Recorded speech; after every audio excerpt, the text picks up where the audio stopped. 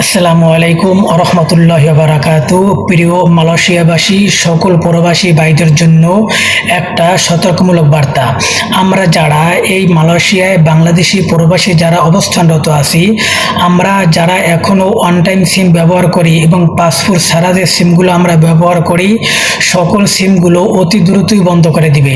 আমরা এখনও যারা পাসপোর্ট ছাড়া আমরা সিম ব্যবহার করি, অতি দ্রুত আমরা পাসপোর্ট নাম্বার দিয়ে সিম রেজিস্ট্রেশন করে আমরা সিম ব্যবহার করি।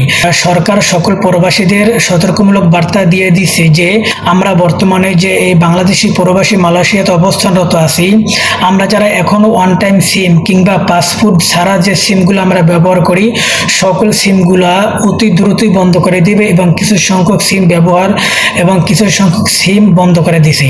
তাই আমি সকল বাংলাদেশি ভাইদেরকে বলবো যে আমরা এখনো যারা বিভিন্ন প্রকারের সিম ব্যবহার করি পাসপোর্ট ছাড়া, আমরা অতি দ্রুত পাসপোর্ট দিয়ে রেজিস্ট্রেশন করে আমরা সিম ব্যবহার করি। কোনো না কোনো সময় আমাদের সিম বন্ধ হয়ে যাবে কিংবা বাতিল হয়ে যাবে, তাহলে আমরা কিন্তু অনেক ক্ষতিগ্রস্তের উপরে পড়বো। কারণ আমরা যে হোয়াটসঅ্যাপ নাম্বার চালাই, আমরা যে ইমো চালাই বা আমরা যে ফেসবুক আইডি আছে, আমরা অনেকেই এই মালয়েশিয়া নাম্বার দিয়ে আমাদের খোলা হয়েছে। আমরা অনেকেই জানি এবং আমরা অনেকেই অজানা আছে।